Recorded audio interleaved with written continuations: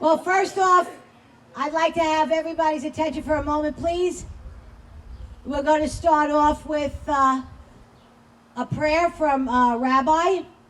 Then we're going to move on to the Pledge of Allegiance. And then we're going to move on to what Vicky has to say. And then we have some very good speakers here tonight. Thank you very much. We have tonight Professor Nick Giordano. We have Joe Murray, our former DA candidate and criminal attorney. Joseph, where are you? There you are, yeah. We have Barbara from Harlem. Barbara. We have Christopher Wright, our conservative in the house. We've got Evan Ross from Empire State Conservatives. Thank you. So we got a lot of great speakers. We got a lot of stuff happening. Excuse me. And we're going to talk about everything, okay? Our city's on fire. Our country's on fire. Literally, it's burning to the ground. And our state is burning to the ground as well. So I've got a lot to say, as do our speakers, concerning every topic that's being covered right now. The attack on our Constitution. The attack on our police officers. The attack on our country in general. Let's break down what exactly that is. We are under attack from an inside domestic terrorist group known as Antifa, known as the Democratic Party, Radical Democratic Party, and we are under attack by BLM. Okay, we'll go into detail about all that, but let's first start with a blessing, because I think we could all use one. Rabbi, it's all yours. All righty.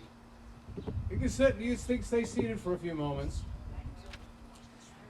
Yeah, our country is under attack. Well, first of all, what we're doing here tonight is a tremendous step forward in actually defending our country, defending the Constitution. It's very important because they keep on telling us, you watch the television, about the new normal. The new normal is abnormal.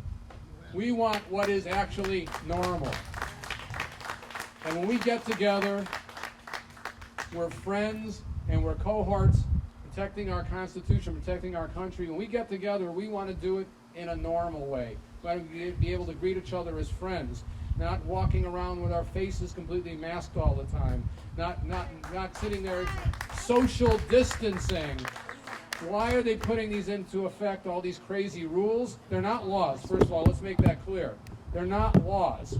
A law is something that is legislated and that conforms with the Constitution of the United States. A dictator giving forth personal mandates is not law. That's completely the opposite of law. That's unlawful. And that's what they've been doing. And they have a reason behind it. A lot of people like to think that some of these Democrat governors and mayors are just feckless, foolish individuals who don't know what they're doing. No, they know what they're doing. They know what they're doing.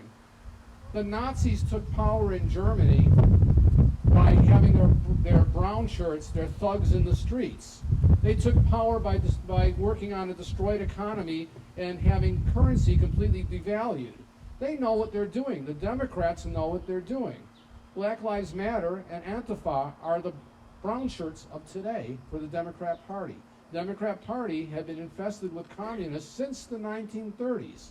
And little by little, they burrow their way into every institution of our society until today, where they dominate the universities, not just universities, all educational systems.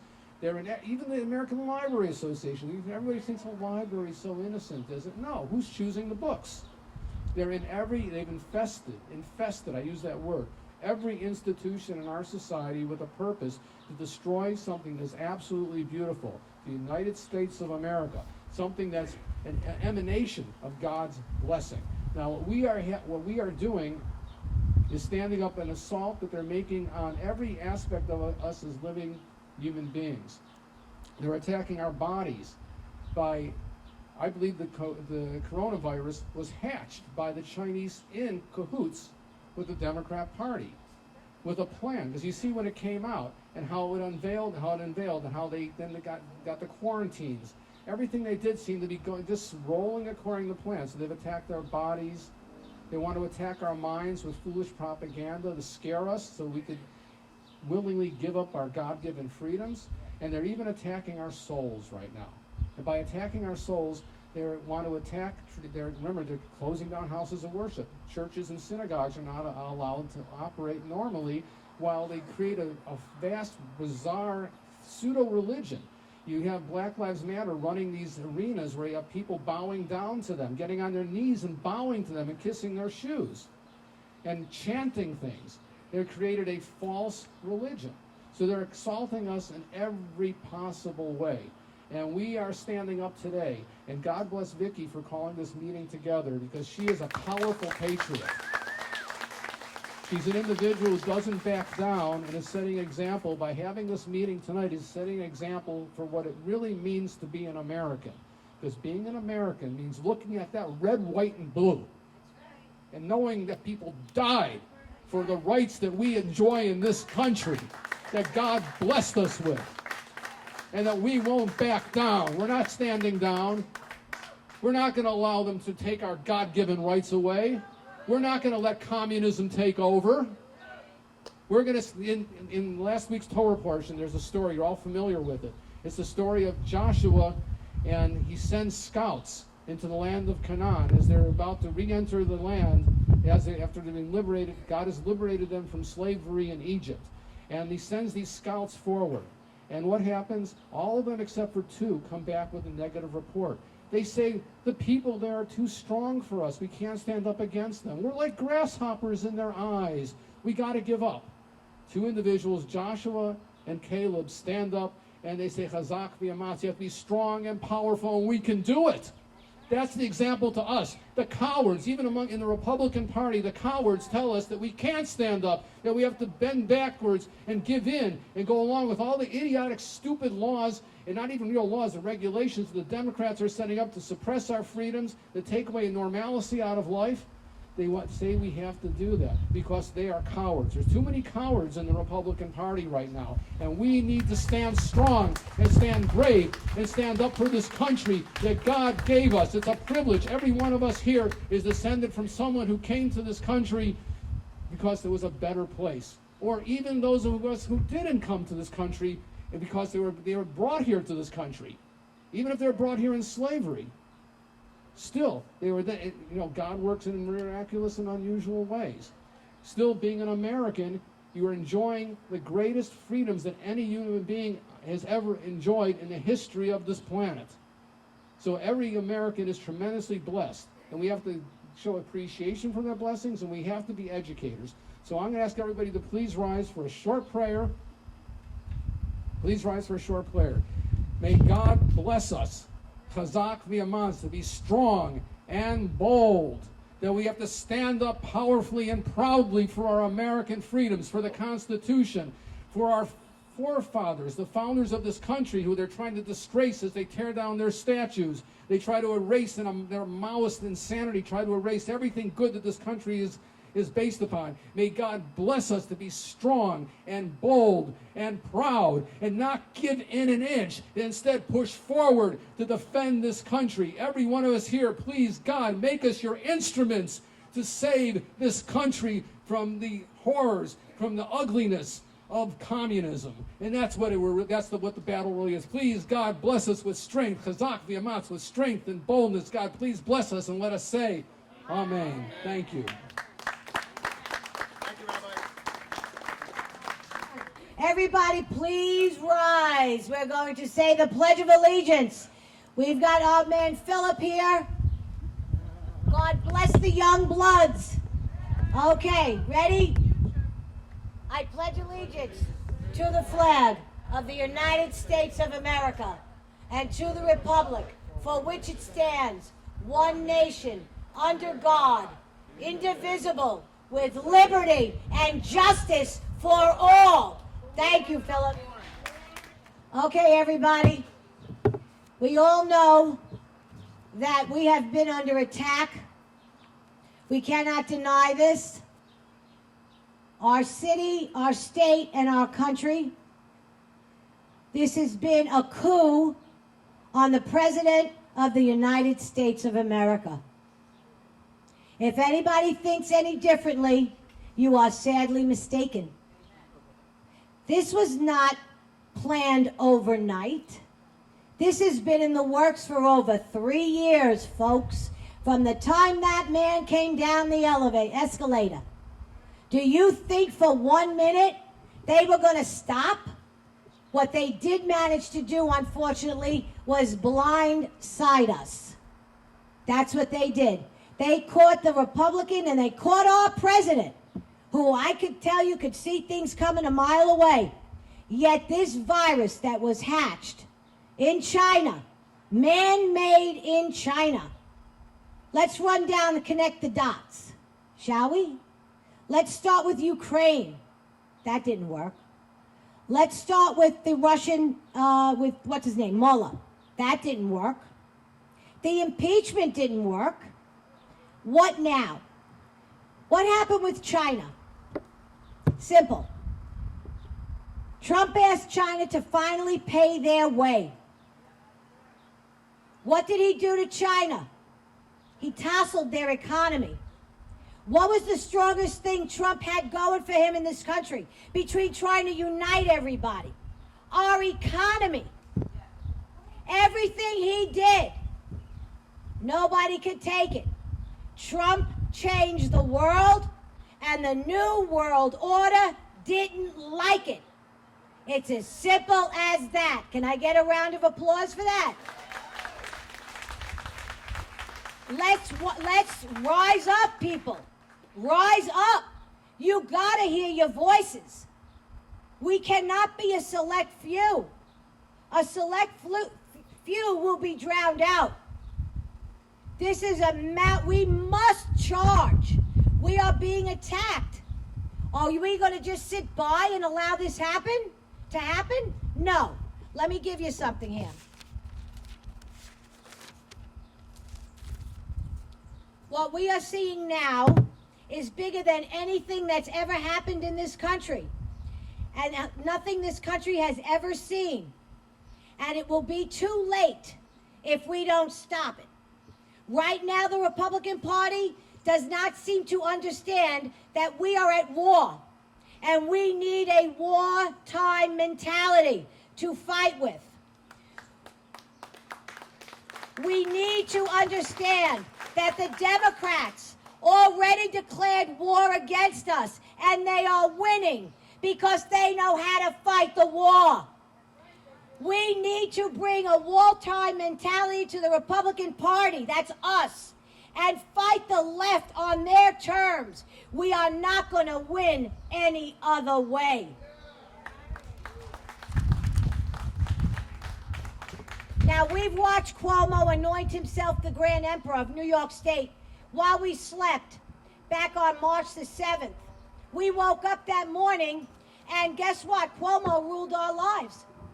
He actually deemed us essential and non-essential. He told us who could stay open and who can't, who can earn a living and who can't.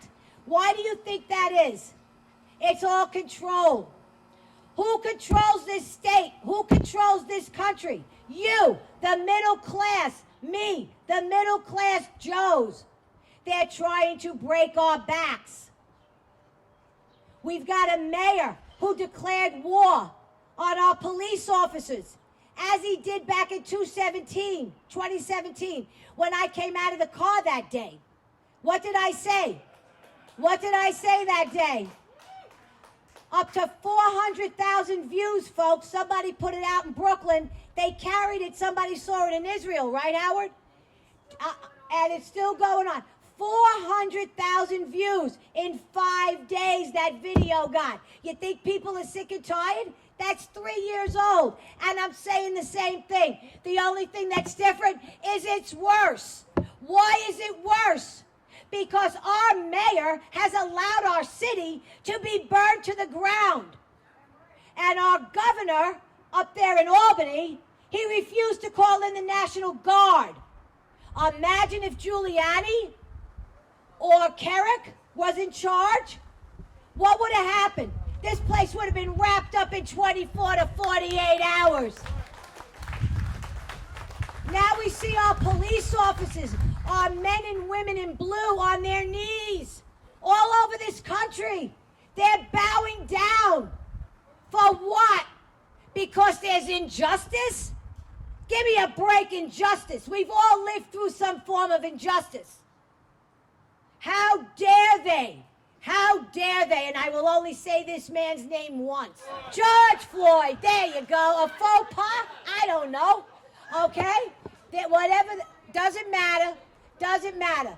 Whatever happened, happened. It was a disgusting murder. We acknowledge the murder. There have been more murders since that man was murdered. Okay? They chose that murder, that particular murder. About David Dorn. Exactly. To charge our country. How quick do you think, give yourselves a minute, to organize these worldwide riots and looting? Do you think they woke up the very next day and said, hey, let's burn New York? Hey, let's burn Chicago? Hey, let's burn California? Let's burn Minneapolis? Do you think this all just came about? This was planned. This was planned. And they used Floyd as an excuse. And they used the pandemic as an excuse. They used the pandemic. This was not a pandemic. Give me a break. Were people dying in the streets? No. Did people get sick? Yes. Is our governor a murderer? Yes. We had 24,000 people die between the state and the city. Understand this. What's the population of New York City and New York State? Anybody know combined? It's 20 million people, 22 if you count the illegal immigrants. So when you count that, and you got 23,000 that died from COVID, and we know for a fact the nursing home murders consumed close to 6,000 of that 23, I ask you this. Was that a pandemic? No. No. It was all about control. It was all about control. So they brought us to our knees, everybody. And like good little soldiers, we thought we were doing the right thing. Hey, look, we were getting some pretty bleak news, you know. We thought, wow. We trusted our president, and I, of course, trust Trump. Fauci's another story. That other woman with the scarf, she's another story. I didn't watch a single I watched one press conference. That was it, because it made me sick. And what happened was, when they released that pandemic, we said, look, you know what? Because we are New Yorkers, and we have the spirit and the punch that we have, we'll survive this. We'll just do as we're told, okay? Hey, we have to isolate, we isolate. But when we saw them take this into mid-April, when we saw this go into mid-April, and I was following the lines every single day. Don't go by cases. No. You want to go diagnose cases. You want to go by the numbers of people who died. And let's remember this. Everybody who died, in a car crash, heart disease, cancer, we didn't hear about any of that. Why is that? They got $33,000 per person who died. This has been so corrupt. Look, we failed the test, everybody. We failed. We fell into line. We did exactly as we were told for way too long. Even right now, businesses are opening at such a pace that's so slow. Why is that? And there's no churches open, but we could have not one, not two, but 3 funerals for that guy who died in Minneapolis? Give me a break. Okay, come on. Wake up. Now, what we had going on, I'm sure, in everybody's neighborhood, we saw people, sadly, gather up their children and decide to protest here in this neighborhood. And I know they're within the sound of my voice. And I don't care.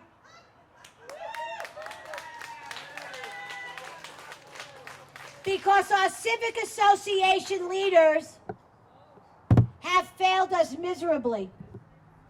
They have failed us miserably. They actually supported these young people and encouraged them to say Whitestone is racist. I've lived here for 65 years. Whitestone is not racist. And I will call on any civic association leader that's in the sound of my voice to come and knock on my door anytime they want.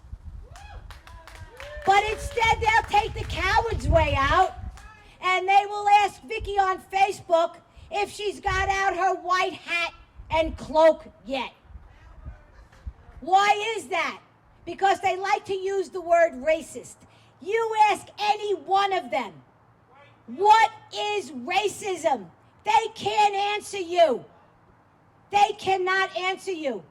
We have people here tonight who can tell you what racism really is. I can't speak about racism. It's a problem. It needs to be addressed. We need to have conversations. We cannot pretend that racism doesn't exist, because it does. But we need to sit down and we need to talk about it. But this is all the radical left's form of control. What they're doing down in Washington, what they're doing to our statues, they're trying to erase our history. Are you going to stand by for this? Now, I want everybody to know there will be this coming Sunday, and I have this to hand out, Gavin Watts from the New York Young Republican Club. I love Gavin. And he has organized that throughout the city. And I'd like everybody, if they can, I will be going. I think everybody should go to the Teddy Roosevelt statue on Sunday at 12 noon. I have paperwork here, okay? This Sunday, all right? This is something that now let's remember, Mrs. Mayor, you know, Mrs. Mayor Charlene or Charmaine, whatever the fucking name. Yeah, she actually is in charge of what statues come down and what stay up. Okay? So we are being run by a communist mayor. Our mayor is a communist. He marched with the Sandinistas, okay? And she thinks no police So, will be in their and she, look, we got the defunding of the police department. Joe Murray's going to talk to us about that. We've got our media, okay? Our media is controlled, as I put out on Facebook. Read and reread. Our media is out of control. They are supporting communist China over our country. So this is all media driven. Everything we're witnessing is media driven. Now, we have to pay attention to our city council and our races coming up next year. I'm going to give the floor first to Nick Giordano. Hello, everyone. And Vicky forgot to mention that the winner of the 50-50 will also get an all-expense paid trip to the new country of Chad. Chaz. So make sure you go there. But there is a lot going on. I could talk about a million things. And when you look at it, it is driven by communism. It is driven by socialism. That's the goal. There's so many groups involved in this that the media is not talking about. And if the media does talk about them, the media actually praises them. The media uplifts them. They don't tell you what's in these groups' charters. So let's be honest here. The idea of racism is at an all-time low in this country. If you go back to the early 1900s, the Ku Klux Klan's membership was 4 million in a population of 129 million people. You look at the FBI stats now, you take neo-Nazis and the KKK and combine them, it's 4 to 6,000 in a country of 329 million. This is the most open and tolerant generation in the world. There's no other like it. When you look at the United States, there's a reason from all people around the world are trying to get in. They're not trying to get out. They're trying to get out of Venezuela. They want to get out of North Korea. They want to get out of China. Okay? When we look at it, this is a planned and coordinated effort. You have Black Lives Matter movement. You have the Antifa organization. You have the Party for Socialists and Liberation. You have the Democrat Socialists of America. You have the Movement for Black Lives. You have By Any Means Necessary. They are the ones that are organizing these protests. That's something that the media hasn't told you. Now, I've done the research on each and every one of these organizations. I've read through their charters. They don't hide it. They don't hide who they are. They state they are anti-capitalist. They state they want to see equity, that we're comrades, that it's all about the collective, as opposed to the individual. Their goals are clear. It's to take down the capitalist structure, take down the capitalist economic system. And the only way to do that is to destroy the economy. But see, here's the problem. If you go back to the 50s and the 60s and the 70s when we were fighting against the communists of the Soviet Union, well, there was too many patriots then. You had people that fought in World War II, people that paid the ultimate sacrifice. Unfortunately, during that same time period, you had a bunch of liberals start infiltrating. And once again, it's not like, there's the Grand Master. They just understood how it works. Let's infiltrate the education system. Let's become the teachers. We can't hack a real job, so let's run for office and become the elected officials. Let's go into the healthcare sector. And so what's happened over the years is you've had 40 years of indoctrination going on. 40 years of a lack of an appreciation for the United States. 40 years of a BS, American history that's been taught in schools. Because most people are unaware that 2/3 of the founding fathers at the Constitutional Convention did not have slaves. Most people are unaware that slavery was actually debated heavily in the Constitution. That many of the founding fathers warned that slavery was going to be something that we're going to pay for down the road. They understood that. And which party was the one that fought against slavery? Oh, it was the Republican Party. It's the Republican Party that fought a war against slavery. Which was the party that fought against segregation? Oh, that was the Republicans too. Which ones were the party that were able to push through the Civil Rights Act? Oh, that was Republicans too. So when you look at it, which party are really the party of racists? It's Democrats. So we're now told that we got to destroy our history. We got to get rid of all these statues and monuments. And I warned it's going to go beyond the Confederate statues. I warned about that. I warned it's coming to Washington, Jefferson, it's coming to all them. Only now it's even beyond. They targeted Ulysses S. Grant statues, the general that actually fought the Confederacy and defeated them. They targeted Lincoln statues. They targeted war memorials. They targeted synagogues. They targeted churches. This is much bigger than just Confederate monuments. And yet we have a bunch of idiots that are sitting there saying, well, we need to erase all the racist symbols. The Democrats are screaming that anything that's tainted with racism needs to be destroyed. Well, if we're going to go by that logic, when is the Democrat Party going to abolish itself? Because that's the party of racism. And so when you're looking at it, what is the goal? You notice, just go back to President Obama. What did Obama talk about? Redistribution of wealth, right? Redistribution of wealth. That we're going to take from those that have and give it to the have-nots. That didn't work out too well. Why? Because a lot of the leaders in the Democrat Party have a lot. You notice that the liberals never go after the tech giants, right? You notice that. Why? Because they're allies with each other. They understand that the tech giants are going to push their message forward. And so they're the protected ruling elite. And it all comes down to power. And when they don't go after the tech giants, who are the tech giants censoring? How many of you have been suspended from Facebook or Twitter or, you want to look at it, it's always the conservative message. You never see the liberal message. And I've seen some horrible, horrible posts from liberals talking about how conservatives should die, how white people should just be dragged into the streets and slaughtered. And yet those posts don't get censored. Why? Because it's about coordination between the groups. They understand that. And they understand the power that they have. They understand that Americans are scared because that's the atmosphere we created. That if you say the wrong thing, I read a tweet literally 20 times before I hit the send button. I want to make sure it can't get misconstrued in any way, and it still gets misconstrued.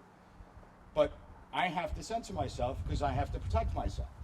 And so you instill this type of fear, and the people remain silent. You haven't seen any pushback from the Republicans, the elected officials that we put there, the Republican Party. There's been virtually no pushback, deafening silence from our leadership that we put there. Why? Aren't American values something to fight for? Isn't what the founding fathers did pretty noble when we look at the grand scheme? When we look at the country that we've become? Isn't the idea of the American dream still important to us? Isn't the idea of the concept of liberty the most important concept out of everything? Because without liberty, you have nothing. And so when we look at it, I brought up the groups. the corporations, especially the tech companies, and then you have Emperor Cuomo taking away that liberty. And who put up a fight? Who put up the fight? No one. So why are they doing this? Well, they're doing it because they believe America is a system that's rotten to the core. They believe it's been rotten since our history. And now, if you notice, they're pushing the date back. Okay, so now it's not just about the Founding Fathers. They're pushing it back to that 1619 project. Okay, when we first started seeing Europeans come to the United States. Why? Because if the whole system's rotten, it has to be torn down. And in its place, what are you going to rebuild? Well, you're going to rebuild it in a socialist image. Now, they failed on the class warfare that they tried to do, but they found something better. Race. That's what they found. Why? Saul Alinsky. Divide and conquer. It's not some new strategy that's come about. Abraham Lincoln warned about it. Abraham Lincoln said, a house divided cannot stand. We have to be unified. And so that's what they're looking to do. They're looking to use race as the wedge issue for divide and conquer. If America is engaged in a race war, we will not survive that. We will tear the fabric of this country apart. And what the media is doing is they're enabling these people. They're enabling these people to tear down the statues. They're enabling these people, the mobs, to control the message, to control the narrative. They're the ones pushing the corporations to start changing their product line. Believe me, it's only a matter of time before Mr. Clean and Brawny, they all become symbols of white supremacy. That I can guarantee you. It's only a matter of time. We already know the white Rice Krispie elves are a matter of supremacy. And so, what's the goal? Well, the goal is to socially engineer society. That's what essentially they're doing. They're socially engineering so that they could achieve their goal. But here's the thing. The goal isn't about equity. It's not about the collective. Just look at every single socialist and communist. We've had 25 real-world experiments on socialism. Every single one of them has ended in failure. Every single one of them. Now, Democrats, you notice, they'll go to Venezuela, they'll go to China, they'll go to the Soviet Union when it was the Soviet Union, and they'll always reap praises on those countries, right? And then when you confront them and say, well, you want to bring Venezuela here, they'll say, no, it's the Scandinavian nations. That's the model we want to emulate. How come they never went to the Scandinavian nations? How come? It's because they can't. Why can't they? Well, they can't because when they talk about democratic socialism, well, the Scandinavian nations are essentially one peoples. 90% of the Scandinavian nations are of Swedish descent, or Norwegian descent, or Finnish descent. They don't allow immigrants into their country. They don't allow immigrants to get part of the system. And in those societies where they call it democratic socialism, well, no, it's actually high-tax societies. And guess what? Everyone pays. No matter how little you make or how much you make, you're all taxed at a very high rate. That's not the model they want to emulate. The model they do want to emulate is the Venezuelan model. They just won't admit it to you because they understand that if they say that, nobody's going to fall for it. But they also understand that race warfare is easy. They also understand it's easy to get Americans to turn against each other. Easy to get. It's human nature. And that's what, who do you think's going to end up with the power if they succeed? Do you think a middle class is going to exist anymore? No. Because what happens in socialist countries?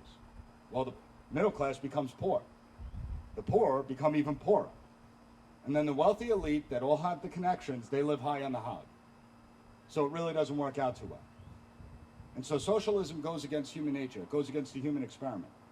Now for us, we got to start pushing back. We got to contact our representatives. Not send emails, because I can guarantee you when you send those emails, nobody's paying attention to them. But you got to call your representatives, and you have to tell them that you have their back, that it's okay to speak up. Guess what? The media is going to label them anyway. The media is going to label all of us. If you notice, if you're a black person and you identify as a conservative or a Republican, the media labels you as not black. In fact, they'll say you're a racist. You're an Uncle Tom. If you're Hispanic, it's the same thing. You're then considered a white Hispanic. I mean, come on. Really?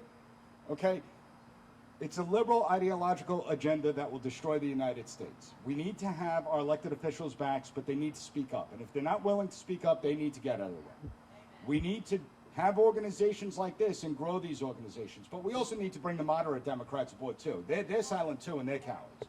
But they're out there, and we need to speak to them and convince them to come over to push back against this mob. Because if you bow down to the mob, it's never going to end. They're only going to want more and more and more. So it's up to you guys to go out there and speak to the people you know to open their eyes to what's really going on. This isn't about race. It has nothing to do with race.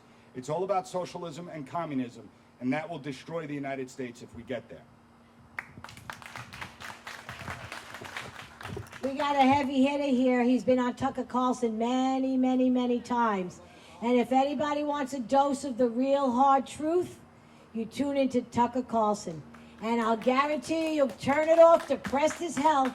But let me tell you, it's what's really, really happening. So now I wanted to also bring up now some law and order. Let's talk to Joe Murray now. He is our former DA candidate. We hope to see him back in 2023 to make another run.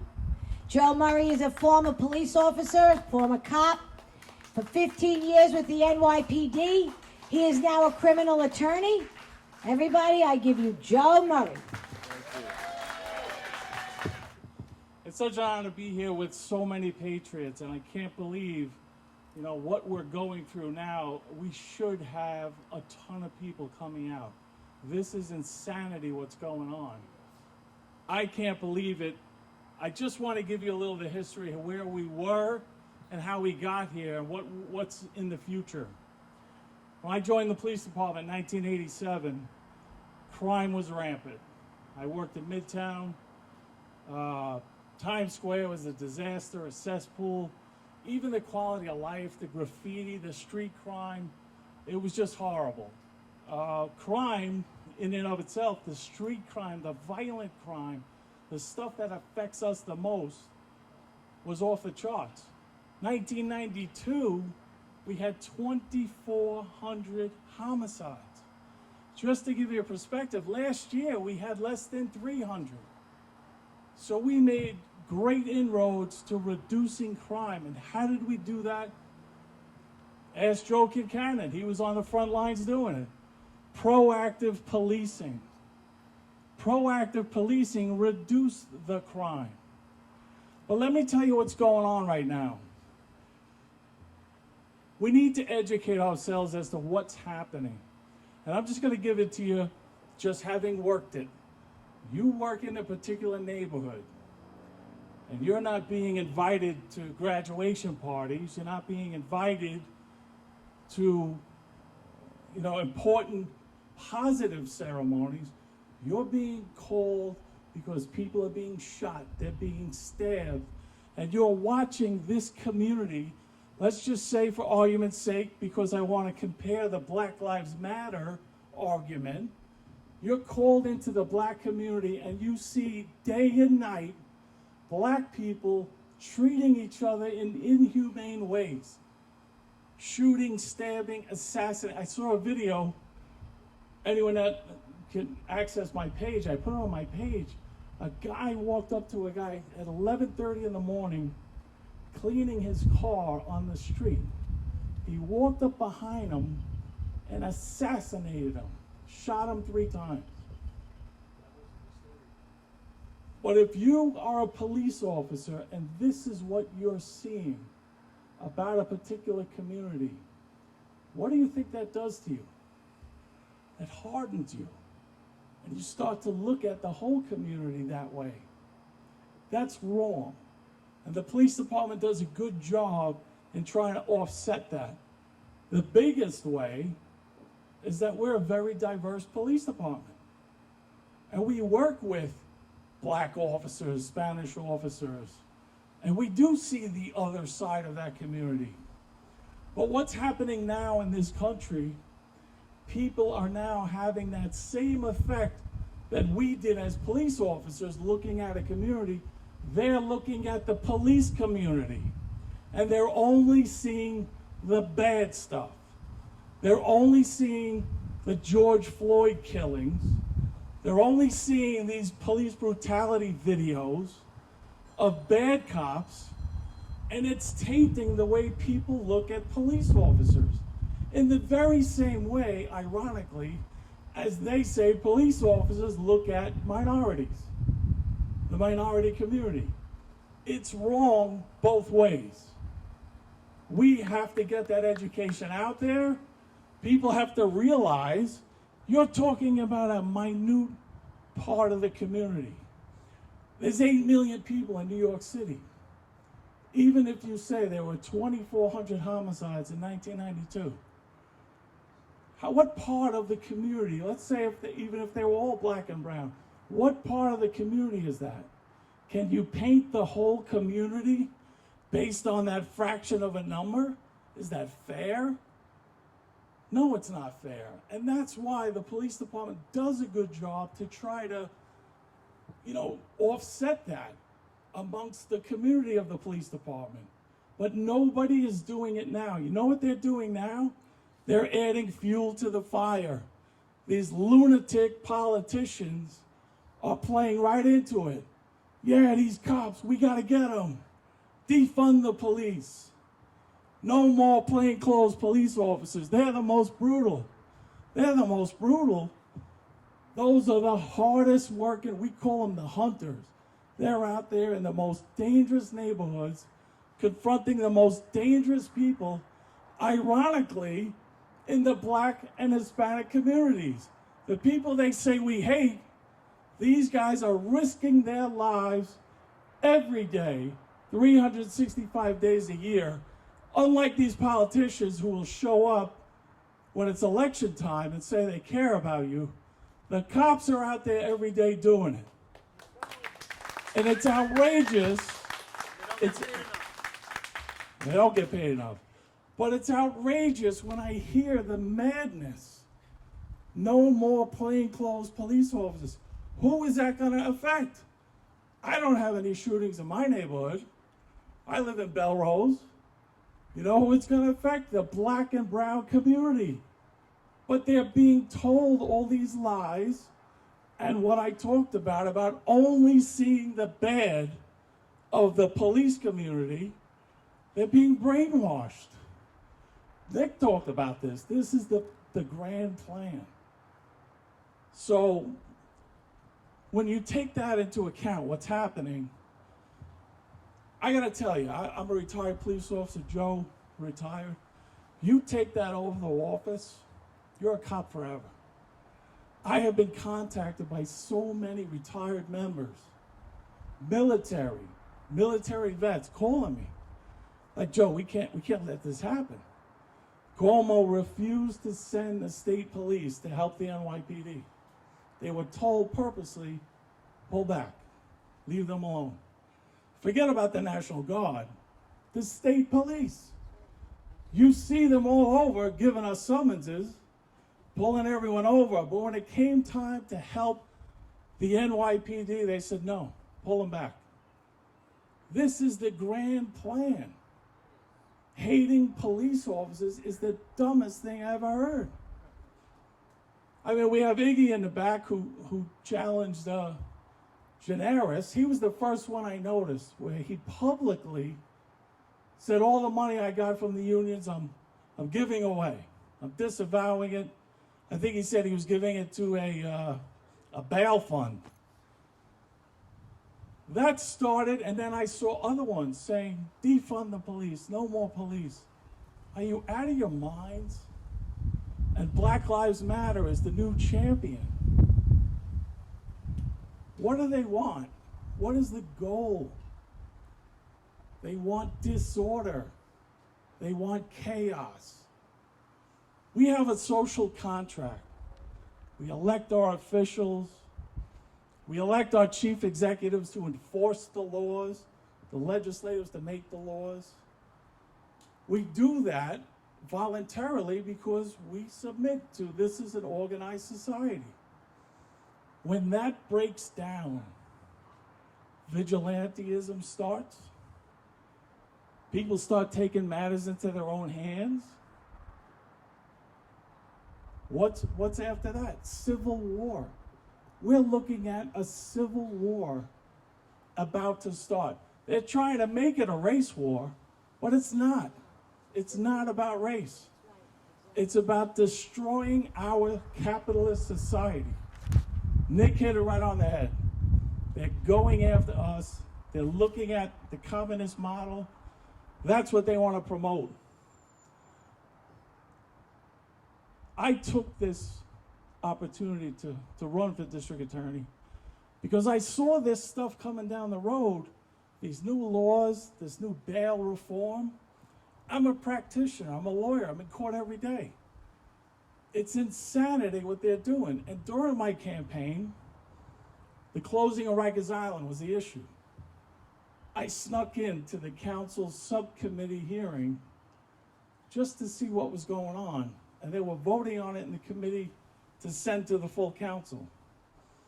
I could not believe what I heard. They all voted yes to close it, but they had to explain their votes.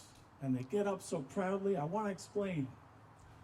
This is the first step to closing all jails and all prisons because people don't belong in cages. And then they said there's no such thing as criminals. They're victims. They need to be held and hugged and hot cocoa and art classes, Mets tickets. I couldn't believe it when I heard it then. Look at what they're doing now. They're emptying all our jails. And they're doing it under the excuse of COVID. Well, I'll tell you what about COVID. When we had the scare of not having hospital space and the governor crying every day about ventilators and we need help, what did our president do? He sent the Army Corps of Engineers to give us hospital space and beds. He took the Jacob Javits Center, a convention center, and in 1 week turned it into a COVID hospital. How come nobody said, hey, you know what, Mr. President, we have an issue with our jails and prison population that may have COVID or a vulnerable population? There are empty jail facilities on Rikers Island right now. The prison population on Rikers went from 20,000 to under 5. Excuse me. There are empty jails right there. How hard would it have been, Mr. President, could you send that team to Rikers and in 1 week make a COVID inmate hospital? Would that have been so easy to do? Did they have to release these people back into society? But who are these people? January 1st, the bail reform made it impossible to hold anyone on bail. Anyone in Rikers Island that was there on bail on these enumerated charges, automatic release. They estimate about 2,000 people, because of that new law that took effect January 1st, released. So who's left in Rikers? The violent felons. And now that COVID hit, were any of our leaders worried about releasing these violent felons? No, they were advocating, get rid of them. Empty the jails. They're actually doing the job that they talked about in the city council, emptying the jails. Now they're at a hotel in And now, as we saw today, excellent, they took them from Rikers and put them in a hotel. The first wave that they released, I think there were 1,500 that were released. 50 of them reoffended right away. Now they're up to 250 rearrests. I do this for a living. I practice criminal law. A lot of times what happens when someone gets arrested, they go out and commit another crime, they get a deal, they get 2 for 1. All right, we'll settle this globally. We'll give you a deal for both cases. So they know already they're getting a bargain. Now they're releasing people left and right, and they're reoffending 3rd and 4th and 5th arrests. Now that they've disbanded the plainclothes officers, the anti-crime, What message is that sending? Wow. It's a free-for-all. And then we elect these district attorneys who just don't want to prosecute. They bought into this nonsense. How many of those people you think got arrested during these protests? Hundreds of them rioting just to get arrested. You don't get arrested for protesting. You got to be bad. Hundreds of them, nobody's getting prosecuted. They're dismissing all these cases. It's unbelievable. I got to tell you, we are in a crisis here. We are in a crisis. Oh, thank you, Antonio. Sorry. I heard your voice. Oh. We are in a terrible, terrible crisis here. Police officers are demoralized. They're being told that they're going to be held accountable like never before. If they have evidence of excessive force, they don't even need a complainant. Terminated. They're going to fire you. City Council passed 6 more laws restricting the police, the chokehold, the surveillance, that will reveal undercovers. They're trying to make it so hard to do the job. They want police officers to just say, whoa. They want to change it from a proactive police force that prevented crime to a reactive police force that shows up, preserve the crime scene, get the tape for the body. That's what's happening. This is our community. I live here. I love it. I grew up here. I'm going to fight for it. We need to reach out to our community. We all need to fight for this. Thank you. Okay, so we have the defunding of the police department. We're getting hit with a lot of reality that we've been living with now for close to, 3 to 4 months now? We've been shut down since March 12th, and then we started to burn, about 4 weeks ago? Our cops have been, as Joe stated, demoralized and taken apart. They've been forced to take a knee. We cannot allow this to happen. Let me explain to you something that can give you maybe a ray of light. We have an election year coming up. We're in one. 2020. How are you going to do it? Are you going to motivate people? That's what the Whitestone Republican Club is all about.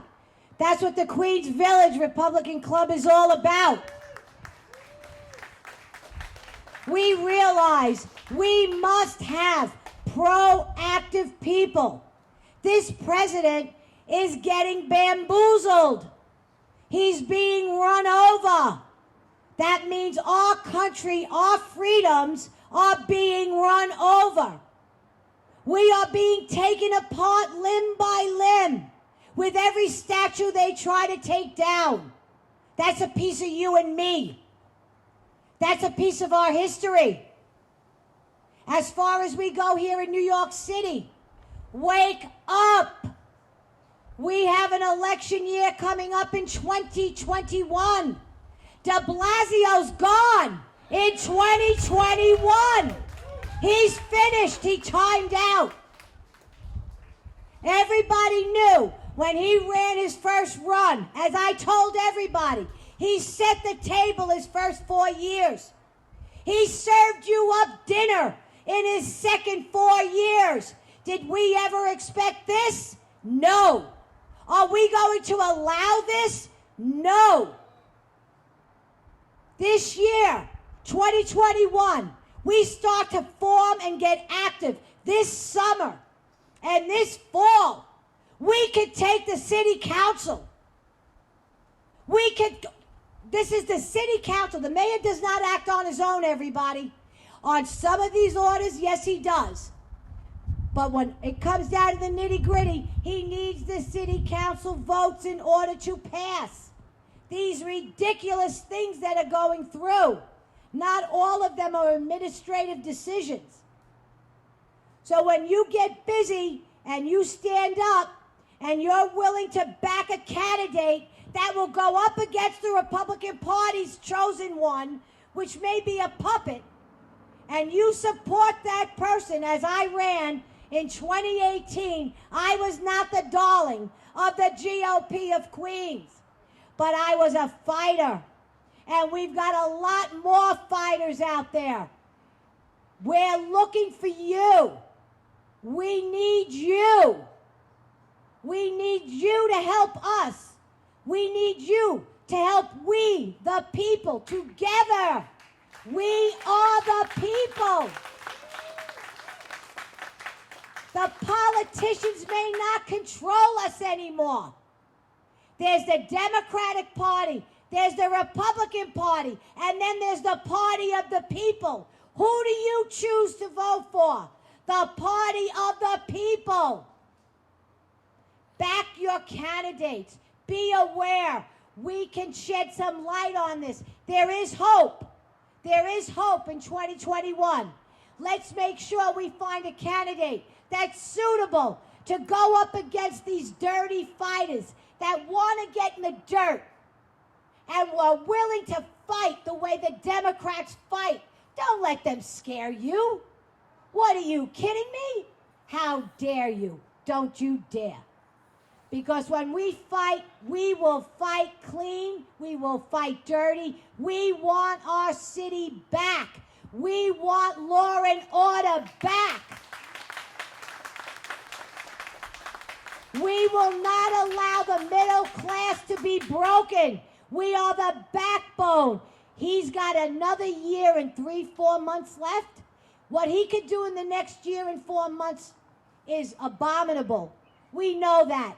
But understand this, unless you're willing to fight for the upcoming election and do what it takes to back the proper candidates, we can take back this city.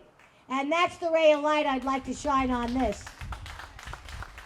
Our president needs our help. Our president needs our help.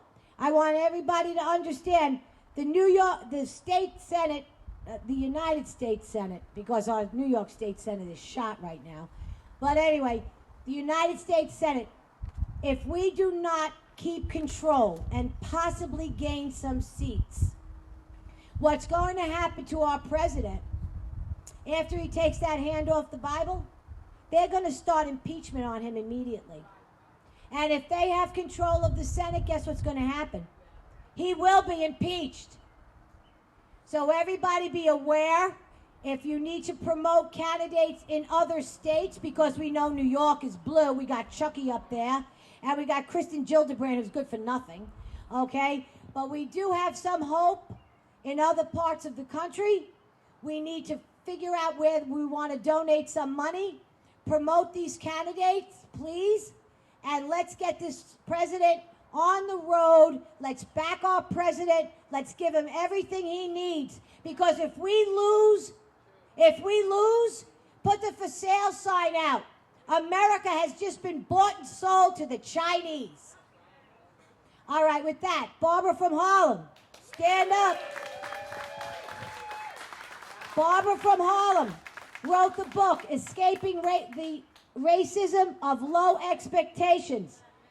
Okay, anybody read it? I know quite a few of you did. Okay. Here, come here, Barbara. You all right? Okay, Barbara, take it away, baby. All right. Number one, thank you for inviting me. Are you kidding always? You may not be able to get rid of me. That's okay. This is so beautiful. And I love that prayer by my favorite rabbi. And he prays from the heart. And he prays with good sense. And I want to say good evening to everyone, and the speakers have been so dynamic. It's hard for me to even find words to follow them. But that light is getting me. Let me go over here. But one thing I want to mention, as you can see, I am black. And I just want to let you know that I'm the expert about racism. America is not racist. Years ago in the 60s, I lived in Queens Village, my husband and I. And it was predominantly an Italian neighborhood. No one bothered us. And we were able to buy a house because he worked, and at that time he was a police officer. And as far as him talking about the police are brutal and whatever, yes, they do have some bad ones. But my husband was also a police officer. And the racial barriers, he was one of the first in New York to go on the police department, the police force. That's BB's father. And yes, most of the people who called him names, pigs, and all that were black people. A lot of changes have been made in America. And I feel so bad when some of you who are not black think that you have something to be guilty about. Listen, it was God's will that slavery occurred. But you know what? Through man's evil, something good came out of it. What good came out of it is that I was born in America. I am an American first. All right. It was a blessing. And I don't care what anyone says. You see, they're using race to try to divide us. But all of us in here, our blood is red, white, and blue. We believe in America. We believe in God.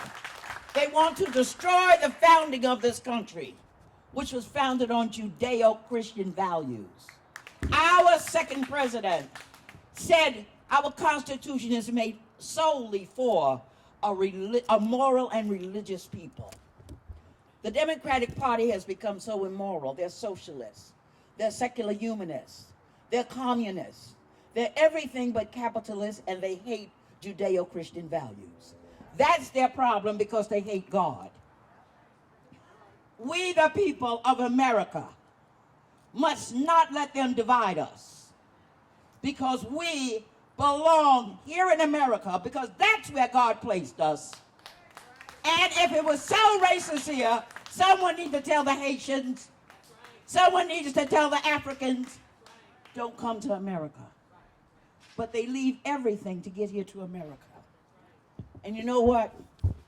While those Black Lives Matter fools are standing on the corner, people from those countries, Africa and Haiti, come here, find jobs or make jobs, buy cars, buy houses, while the American blacks are still on the corner, some of them, talking about racism. And we have to blame people like Al Sharpton, because he made his hustle. He made his money from lying about America. We're not perfect. And if Black Lives Matter has a problem with America, they need to try to get to heaven so they'll find a perfect society. I have never had anyone stop me from working. I have never had anyone stop me from living where I could afford to live. As a matter of fact, when I had a business, most of my customers were white.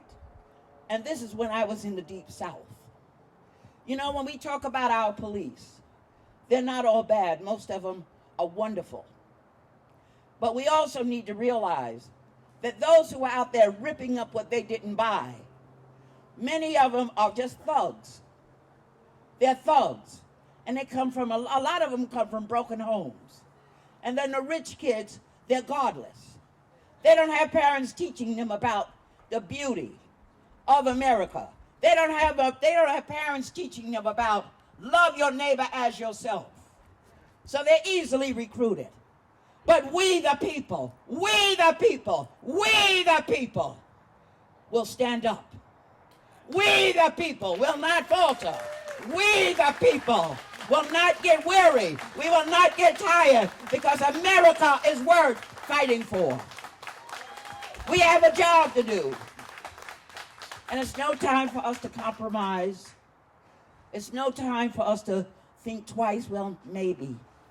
If America was so racist, how did vomit serve 2 terms in our White House?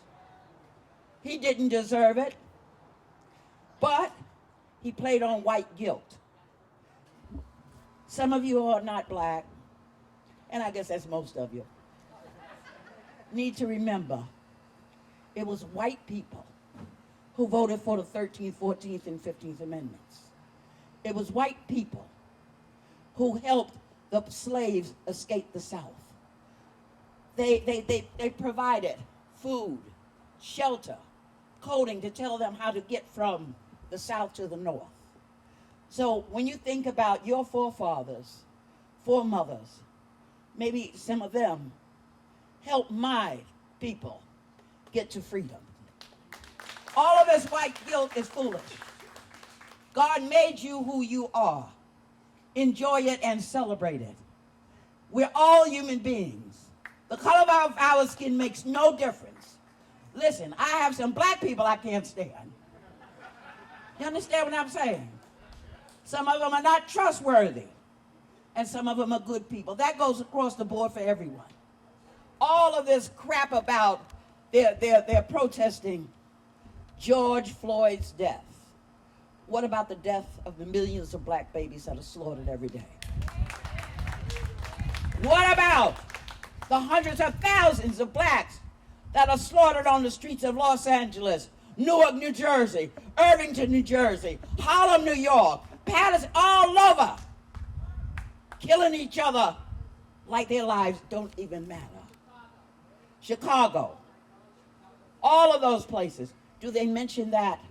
So if it was about black lives, aren't they black? What about the police officers that were killed during all of this insanity? They're not even mentioned. No, these are godless heathens. These are people who hate the making and the founding of America on Judeo-Christian values. How do you think, way back when in 17, I forgot what year it was, but John Quincy Adams defended some slaves from Africa. He fought in the courts for them, gained their freedom, and they left. When we were up in Boston, we saw a copy of the Menday Bible. That's the foundation of America. The Bible, God. And that's what these heathens hate. They hate God. They hate Israel. They hate the Jewish people. They hate. But we must fight, and fight back. That's what our job is. That's what our mission is. America. And we have to make sure that House of Representatives has Republicans in it. And we have to try to tell these Republicans, find some spine. Find some spine. Stand up for what's right. Do what's right for America, or we will get you out of office. Because the power under the Constitution, according to George Washington, will always be in the people. So we the people have jobs to do. We the people can do it. We the people have God on our side, because we the people believe in the United States of America. Amen. Amen. God bless and amen.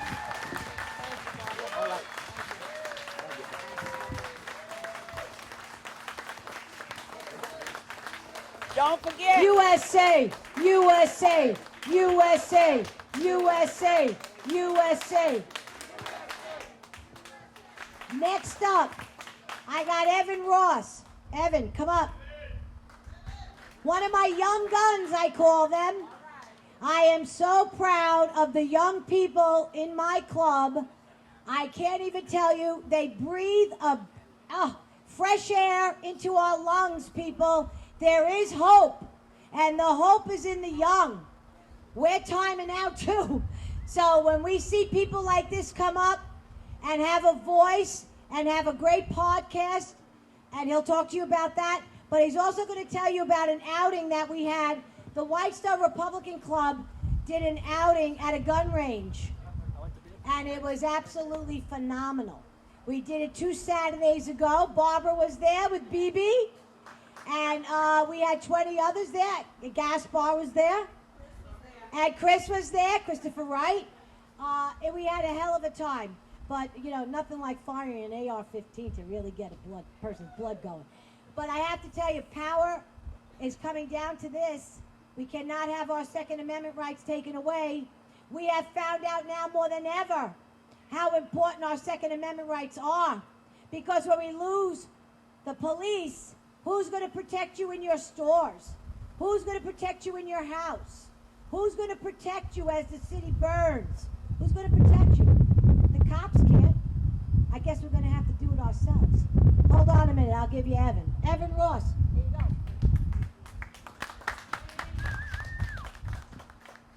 Now that Vicky just took half my speech away, I'll be nice and short. There's one thing we have to really remember going forwards in this country. Future elections, whether they're local or national, are about freedom versus control. Control is what the Democrat Party wants.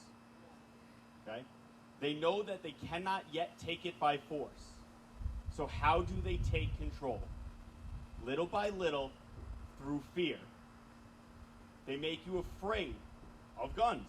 They make you afraid of being called a racist, of losing your job if you speak out as a conservative. It's all about fear. I'm not afraid. I'll put my face out on the internet. I'll speak up wherever I need to speak up. Because if we choose to live in fear, then they've already won. That's it. The outing that we had 2 Saturdays ago is very important, especially for people who live in New York City. Now, I'm from Long Island. I spent a short period of time. I spent a short period of time in law enforcement, so I have training on firearms. Okay? Firearm ownership is a great responsibility. It is one of the most important things that you can do to protect yourself and protect your family. I'm a big supporter of the police departments, but you know, if you call 911, unless they're down the block, you better pray they get there before that crackhead gets through your window, right? There are crazy people everywhere. They are not even locking them up anymore. They are just releasing them onto the streets. Even before the whole defund the police, with bail reform, we had people being attacked in the streets. The people will be arrested and released and reoffending almost immediately. You cannot rely on anyone else to protect you. But then it comes down to control again. The left will tell you, you don't need a firearm because the police have guns. But the police are all racist according to the left. So what are we supposed to do? What they really want is for you to give up your guns out of fear so that they can protect you. And then once they have all the power, they can do what they want. Because once you don't have any way to fight back, that's it. How did they load 6 million Jews into boxcars in Europe in the 1940s? The first thing Hitler did was make gun ownership a right only for German citizens and took German citizenship away from German Jews. When you can't fight back, you'll march to your death. So, the event we had was about training people who had never used firearms to use firearms, to take away the stigma of fear. Yes, they can be loud. Yes, they can kick. Yes, they do a lot of damage, which is the reason why you want one. And in New York City, where the Second Amendment has essentially been redacted, you don't have a lot of choices. But even someone who has owned firearms for several years, who has built firearms, who has shot thousands of rounds, training is the only way to make sure that you are protected. The company that did the training for us was an on-site firearms training. Absolutely amazing instructors. They took people who had never touched a firearm, all the way up to me, who's very experienced, and everyone, I'd have to say, looked like they felt comfortable. Everyone was able to function. They were able to operate firearms. There are steps in New York City that you have to go through to even get a long gun, shotguns, even for home defense. I encourage all of you to do it. Because when they defund the police, when they take cops off the streets, when they lessen patrols, it's going to take them that much longer to protect you. And even outside of New York City, we all know what was Antifa's, what were they trying to do, right? We're going to march on the suburbs. We're taking it to Westchester County. We're going up the Taconic, right? They are not going to stop. Antifa is training every day. They're out there with their bike locks and their M80s and their bricks practicing. While you're sitting at home, watching the news, getting pissed off. Get up, get yourself in shape as best as you can, learn a skill to defend yourself. Buy a firearm if you can. Take the steps to get a firearm. You need to be able to defend yourself. No one is going to do it for you. It is about personal responsibility, and you must ensure your own freedom. That is it. Because the people in Washington, we know for years, have been living in the swamp. Some of those rhinos are just as bad, if not worse, than the Democrats. And we cannot rely on them. We can only rely on ourselves. And in order to do that, you need to be armed, you need to be trained. They want to push socialism. There's a saying, you can vote your way into socialism, but you'll have to shoot your way out. That's right. You can't do that if you don't own a gun. So I encourage all of you to train, to better yourselves. Don't let fear run your life. You are in charge of your life. We were given our rights by God, right? The first the Bill of Rights, rights ordained by God. Freedom of thought and the right to bear arms comes right after it for a reason. Yes. Yes.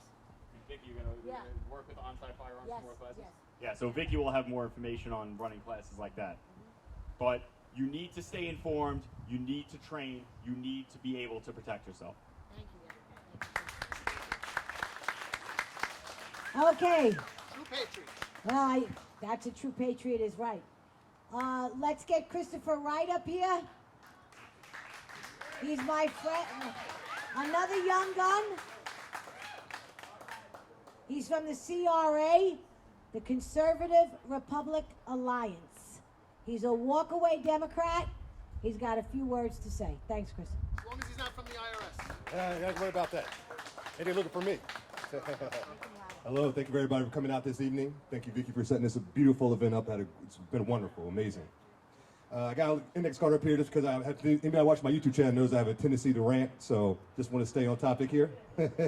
But first and foremost, what I want to talk about is this COVID-19, what I like to call it the Wuhan flu.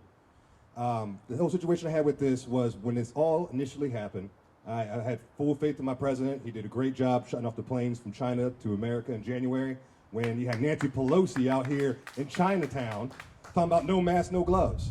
It's okay to celebrate, have a good time. And now they're talking like it's like they're the ones ahead of the curve when it was really Trump.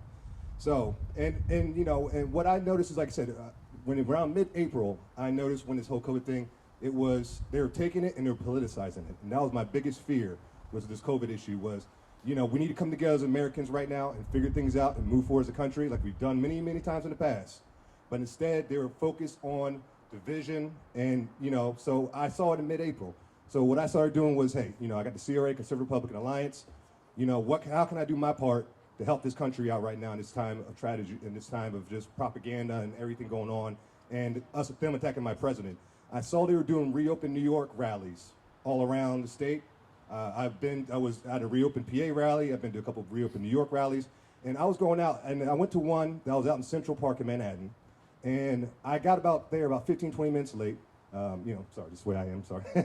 So when I got to the event, there was maybe 20, 25 people there, and the police were there lined up. Like, you know, I was waiting to see the SWAT team come in and just get ready. And they had, you know, and these people that were at this event, these were everyday Americans, you know, your grandparents, your uncles, your aunts, your mothers, husbands, wives, everyday people. And they were just upset about what was going on with their work, with their jobs, because of the whole COVID situation. And they were getting treated like they were on Rikers Island. It was insane.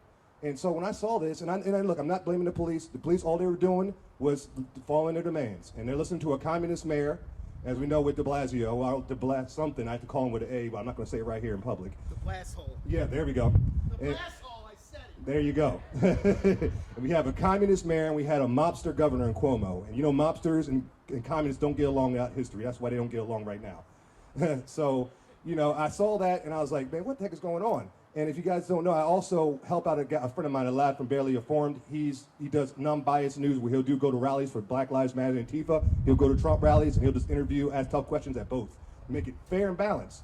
So he took me to about a week and a half ago to an event in New York that was a Justice for George Floyd rally, and Black Lives Matter, Antifa was there, and there was literally one in Manhattan near the Brooklyn Bridge. There was about 400 people there. And they were just, F the police and, saying all these chants that were anti-police. And the police were standing right there watching them. And I'm like, if something broke out right now, you guys would be running to these people for help. And you're disrespecting them and you're just, making fun of them, mocking them. And they're, out here just trying to do their best to do their jobs. And right when there were about 400 people there, I watched the Brooklyn Bridge and people coming across the bridge from Brooklyn, about another 400, 500 people. 1,000 people there, no social distancing, half of them wearing masks. It was a complete joke. And I'm like, you guys come after and send a SWAT team almost to a Trump rally with 25 people, but you got almost 1,000 people talking about Black Lives Matter, F the police, F the country, defund the police, and they get all access to the Brooklyn Bridge. It's insane. And so I said to myself, you know what, this is not about justice for George. This is about communism. And this is what's going on, people.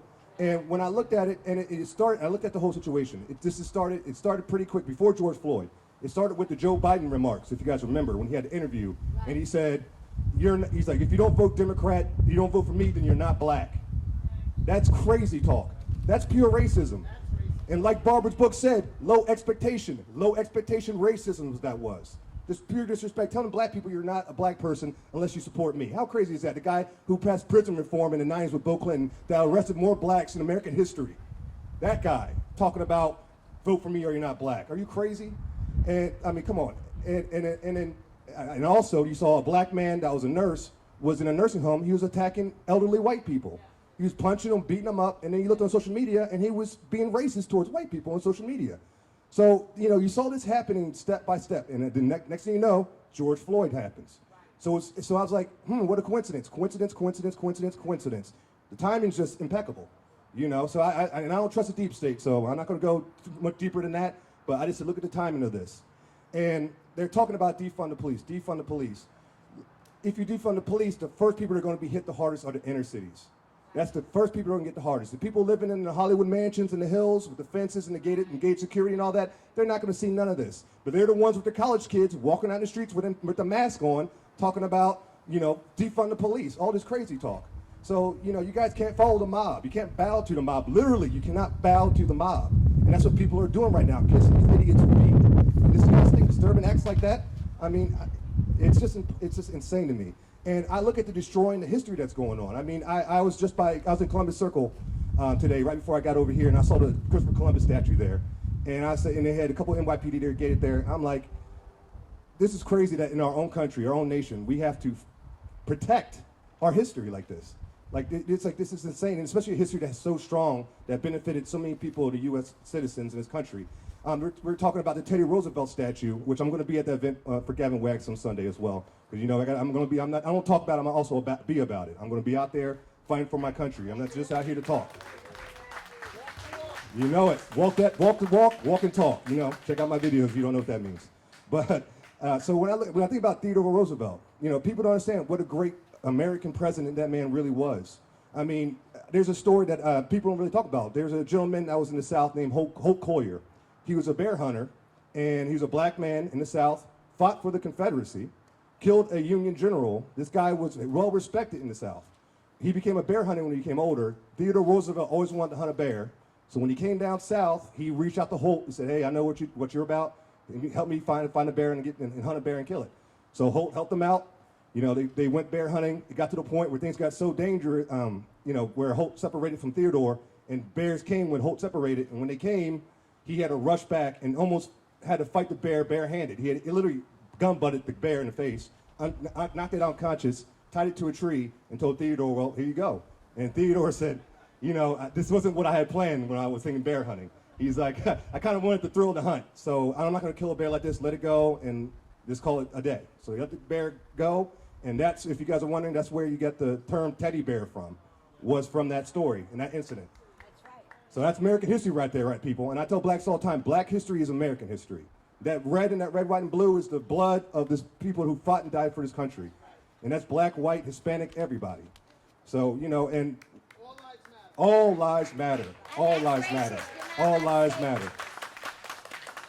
All lives definitely matter. And a little background on me, I grew up, you know, my dad's a Army Major veteran. You know, I was in Germany for 5 years, a little boy, lived over in Baumholder and Mannheim, 2 military bases over there. I think one of them's gone currently. Saw the Berlin Wall fall in '91, a 7-year-old boy, changed my entire life, the way I look at this country. I love this country from that point on, full-heartedly. And I'll do anything for this country. And thank you, thank you. My dad was the highest ranked officer on that base. We had kids from white, black, Hispanic, Vietnamese, every race you can think of there. And I not once in my life looked at white people and said, oh, you guys are privileged over me. You guys have advantage over me. My dad was the highest ranked officer. He fought hard to get this position. He told me, if you want anything in this country, you fight for it. And that's what I've been doing since he said it. And now I'm 36 years old, and people are telling me, you can't do it without white people helping you. You can't make it without the white man putting a hand down and saying, hey, here you go, let me help you up. And I'm like, what are you talking about? I made this far just with my hard work and, you know, listen to what my parents told me. Now you're telling me that, you know, people with white guilt are coming out telling me that, you know, I can't do it without their help. And I'm like, so I tell people all the time on the left who suffer from white guilt, leave that at home. I don't need it. I don't need your help. I don't need your, you know, handouts, none of that. I'm an American. American first. All right, and I just want to say God bless everybody out there listening, and God bless the United States of America. Thank you for coming out tonight. You can, Christopher, what's the name of your YouTube channel? Yeah. Yes, you can find me, if you guys want to find me on YouTube, just look up my name, Christopher Wright, and that's Wright with a W, W-R-I-G-H-T. I do weekly walk and talk videos. I walk through the city talking politics, and I got no shame in my game. I talk Trump, I'm walking through Brooklyn, so. All right, everybody. Make it a little louder. Make it a little louder. Well, we had quite a night tonight, and this was a hell of a way to get the Whitestone Republican Club off to a booming start. So I want to thank everybody for coming out tonight. We had a hell of a night. We have last call, Jimmy, for 2020, because we have to pull the 50-50. So I'm stuck on 2020. Anyway, I do want to give everybody another little ray of light while they're burning our cities and states and so on and so forth. On 6/2, June the 2nd, while we were watching the rioting and the looting, Hillary Clinton went to court and lost her case regarding the missing emails, and she will be forced to testify in September. On June the 3rd, Rod Rosenstein testified in front of the Senate regarding Russia. The video, because it's worth it, is when Ted Cruz does the inquiries. I want you all to pay attention to what's going on in Washington. There's a lot going on. On 6/4, June the 4th, the Senate votes to subpoena over 30 Obama officials in the Obama Gate case. All roads will lead to Obama. I've said this for the last 3 years. I want to say it again. All roads will lead to Obama. We will be justified. Now, let me read you something that, what the hell's her name? Kamala Harris. Now, this she just said on June 18th. What's today's date, folks? The 24th. Once Trump's gone and we have regained our rightful place in the White House, look out if you supported him and endorsed his actions, because we'll be coming for you next. You will feel the vengeance of a nation. No stone will be left unturned as we seek you out in every corner of this great nation, for it is you who betrayed us, Kamala Harris, Democrat. Do you understand the war? We are in a civil war. I started every meeting last year through 2019 warning everybody that we were on the brink of a civil war. Guess what? You're living it. We are living it. We will not stay passive. We will stay proactive. We will have another outing with the gun club, and that will be done in September. It's beautiful up in Cortland Manor. We also will be doing another Whitestone Republican Club meeting live, and it will probably be here if the Grace Church doesn't allow us back in yet, because she's following Cuomo's orders to the letter, which she has to do because she doesn't want to get smacked with any kind of anything, and I can't blame her for that. But look forward to seeing you all again. Let's all stand up, and let's all just say one time in total, absolute unison, God bless America. Let's hear it. God bless America. We will survive this. Everybody walk out of here with a full heart, a head full of knowledge, and know that I'm not going away. We're going to be back. We're going to be more powerful than we ever were. We the people. Say it. We the people. Thank you. Good night. Oh, Philip, little Philip, come up here. We got to pick the...